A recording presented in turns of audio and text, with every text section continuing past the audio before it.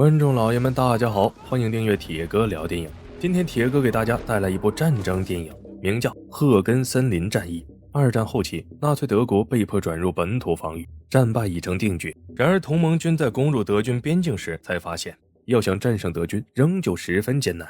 影片开始，在1994年11月，德国比利时边境，一场血腥的赫根森林之役后，让美军损失惨重。森林里一片焦土，幸存的二等兵大卫背着重伤的战友跑了出来，两人在树下短暂休息。战友自知时日无多，不想再颠簸前行。没过多久，森林里一声枪响之后，大卫孤身一人从森林里跑了出来，赶到附近的一处战地医院，穿过地上无数的伤兵，向战友询问他们 C 连的大部队在何处。一名运送伤兵的热心士兵将大卫送到了 C 连指挥部。指挥部里，指挥官告诉大卫，他所在的排除了他，全部被敌人消灭。他是这场战争中唯一活下来的士兵。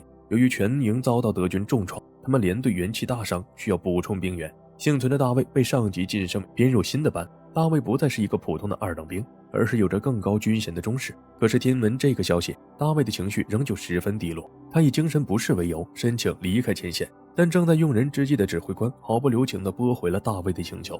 离开指挥部后，一名老兵很好奇大卫是如何从那如屠宰场一般的战场上死里逃生的。全排都战死了，只有大卫没有，受了一点伤的回来了。这其中真的非常惹人遐思。那名老兵自然知道大卫的保命绝学，躲在队伍后面，从不主动请命，不帮助别人，遇到麻烦就躲。可是这次老兵提醒大卫不要在临阵退缩，他得对新来的菜鸟负起责任。如果因为他的贪生怕死让那些新兵出了事，自己一定饶不了他。大卫没有任何回应，在换上了一双新鞋后，去认领了那帮没有任何战场经验的新兵，进行实地1对1教学，教他们学会如何在残忍的战场上生存。而大卫之前经历了什么，他如何掌握的这些战场生存技巧，无从得知。大卫教学的第一个对象是一个叫眼镜的新兵。在前线战壕里，眼镜第一次近距离听到不绝于耳的炮声，7魂失掉6魂，想要回家找妈妈。之后在森林中实地巡逻时，因为惊恐的原因被吓出了双层下巴的眼镜，在森林里越走越快，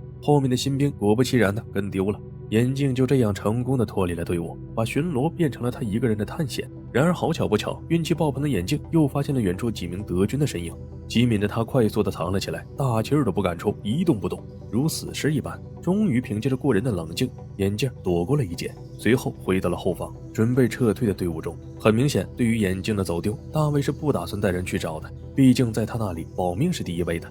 到了第二天，连队里大卫带领的那些新兵享受到了热饭热菜的高级待遇，而眼镜对于昨天森林巡逻的事儿仍心有余悸，吃不下饭。大卫自是知道眼镜在害怕什么，他更是知道连队给他们分发这顿热饭背后的意图。大卫没有任何隐瞒，告诉了新兵们一个残酷的事实，他上一次吃上热饭就是在上一次上战场之前。那场战役过后，他的整个排都被消灭了，所以这才有了他们这些新兵。大卫还告诉新兵们，他们死光了还会有下一批，所以这顿热饭就是他们要上战场的信号。然而与能不能活着回来相比，线下填饱肚子才是第一位的。在大卫离开后，不明所以的新兵虽然嘴上说着不相信大卫的话，但心底都紧张不已。对于昨天森林里大卫安排的新兵实战演练，一名老兵非常不认可。他认为让一群什么都不懂的菜鸟在前面打头阵，只是因为大卫想要保住小命而已。大卫当然不这么想，非常之时当行非常之法，只有他的方法才能让新兵迅速成长起来，懂得在战场上保护自己。大卫告诉老兵，他不会问任何人去吃子弹，如果不拿自己的生命冒险，他会毫不犹豫去帮任何人。在短暂的休整过后，大卫与手下的新兵们果然得到了进攻的命令。大卫排里的新兵怀着忐忑的心情，跟着大部队奔向了前线。森林里伴随着紧张快速的步伐，新兵的心都提到了嗓子眼儿。然而还没走多远，一名士兵便毫无征兆地被一枚地雷给当场炸飞了。随着那名士兵的尖叫声，战斗就此打响。德军的无敌88高射炮朝着森林里的美军袭来，而森林里的美军只能一边慌忙躲避炮火的袭击，一边继续进攻。在他们慌忙躲避的时候，很多人不幸踩中德军提前埋好的地雷，密集的火炮与不断被踩中的地雷将一个个士兵炸成了肉饼。没过多久，森林里便已经一片狼藉，士兵的断臂残躯随处可见，被地雷余威炸倒的眼镜更是被眼前血淋淋的景象给吓呆了。慌张失去理智的他，唯一能做的就是保住自己的小命，眼睁睁看着自己的同伴就这样死去。与此同时，其他的新兵们也都在这场战斗中受惊不小，有的直接蹲在一边抱着树，紧闭双眼，好像这样就可以不用面对眼前队友的尸体，可以逃过德军的轰炸一样。由于德军的火力迅猛，美军久攻不下，无奈只能选择撤退。伴随着连绵不断的惨叫声，想活命的士兵们从被炸得满是七零八落的尸体中退出了赫根森林。幸存下来的士兵们在赫根森林外进行休整。这时，指挥官告诉大卫，他们必须拿下德军守卫的大桥，因此还要进攻。德军的大部队早已撤退，对他们造成极大杀伤力的只有德军的高射炮，所以现在指挥官需要一个志愿参加的小分队，从一条小路悄悄穿过森林，端掉德军的高射炮。对于指挥官的作战方针，置身事败的大卫表示很赞同，并且由衷的祝愿指挥官好运。反正他是不会志愿参加的。看到大卫非常不配合，指挥官表示，只要大卫完成这一任务，他就可以让大卫提前退役。面对这样巨大的诱惑，大卫答应了。为了能够提前退役，他带着手下的新兵义无反顾地出发了。很快，赫根森林的战役再次大响，指挥官带领士兵一路冲锋陷阵，一鼓作气拿下了渡口处的大桥。尽管如此，此时的战况对于他们来说仍然十分严峻。如果大卫带领的小队不能将德军的高射炮一举摧毁，那么他们终将被德军轰炸成一个个新鲜出炉的肉饼。此时在赫根森林里，大卫带领的小队穿过一条北面的小路，来到德军高射炮的阵地附近。大卫在简单部署后，带领手下开始偷袭。他们绕到德军背后，大卫为首的几个人向德军发起进攻。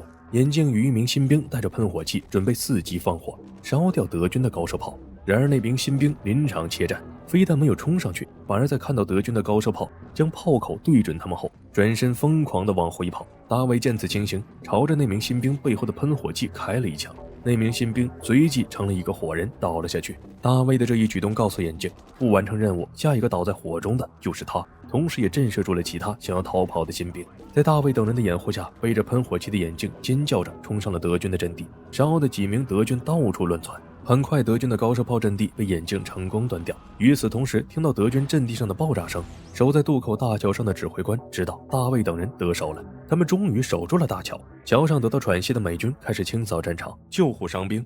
然而就在他们以为得到喘息的时候，德军的一辆坦克向他们开来，不断朝着美军轰炸。驻守大桥的美军只能仓皇撤退。另一边，在德军高射炮阵地上，大卫等人正要撤退时，德军的支援步兵赶了过来，朝着大卫等人穷追猛打。逃跑过程中，大卫的小队只能各凭本事保命。大卫一马当先，带着紧跟其后的眼镜逃过了德军的追捕，而其他2名新兵，一名被射杀，一名被俘虏。大卫在与大部队会合后，从一名老兵那里得知，答应他完成任务后就允许他退役的指挥官受了伤，已经被送到了后方，所以他们之间的交易已然成为一张空头支票。大卫想要离开军队的愿望再次落空。非但如此，他还受到新道长官的认可，他们要求大卫明天带人继续进攻。对于上级的命令，大卫自然是不能违抗，但是明天的进攻无异于引颈带路。为了保命，深夜里大卫找到一帮士兵，告诉他们，与其明天送死，不如冒险搏一搏，在今晚想办法毁掉那些德军坦克。眼镜很相信大卫的能力，率先表示愿意跟大卫前去端掉德军的坦克。对于之前射杀同伴的事，眼镜很理解，如果大卫不开那一枪，他也会像同伴一样临阵逃脱。于是在朦胧夜色下，大卫带着眼镜还有2名士兵，在没有经过团部的批准下行动起来。这一次大卫打头阵，他先是拆掉德军埋设的地雷，带着同伴穿过德军封锁线，一路来到赫根森林外德军阵地附近。大卫首当其冲，将炸药扔进了一辆德军卡车上，那辆卡车在进入阵地后发生爆炸，大卫首战告捷。他身后的同伴紧跟其后，与德军展开交火。眼镜与一名士兵配合，用火箭筒轰击德军，掩护前面的大卫。紧接着，他们其中的一名同伴被隐藏的敌人一枪爆头。愤怒的大卫站出来，疯狂地向德军投掷手榴弹，猛烈地向敌人进攻。这时敌人向他扔来一枚炸弹，机智的大卫及时地躲了过去。然而大卫身后的同伴却以为大卫受伤，急忙上前支援，不想还没走多远，就被德军的机枪手给扫射了。赶去救援同伴的大卫随后也被身后的机枪手打中，最后那名机枪手在撤离时踩中炸弹，被炸了个粉碎。眼镜带着重伤的大卫紧急撤离，而此时美军的大部队刚刚开始行动。森林里，眼镜一心想要背着血流不止的大卫回到驻地。大卫笑着，最后倒在了眼镜背上。影片到此结束。电影最后的画面从某种程度上似乎回到了电影开头，只是换成了眼镜背着大卫，眼镜将接替大卫，继续他们作为士兵的轮回。先是被老兵带着学会各种技能，学会了勇敢战斗，最后经历与战友一样的生离死别。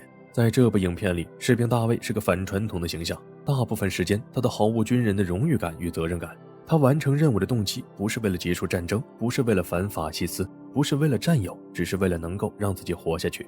跟拯救大兵瑞恩之类的战争片比起来，这部电影的主人公显然太自私了。然而这也是人性，主人公之所以逃避，主要是因为他背上了亲手杀死战友的包袱，杀死了自己的战友，所以心怀愧疚，因而对战争产生了巨大的厌倦感。也许生命的结束对他来说是一次彻底的解脱。赫根森林战役，盟军经过3个月的激战才将其拿下，其中他们的伤亡人数达到了24000人，可谓异常惨重。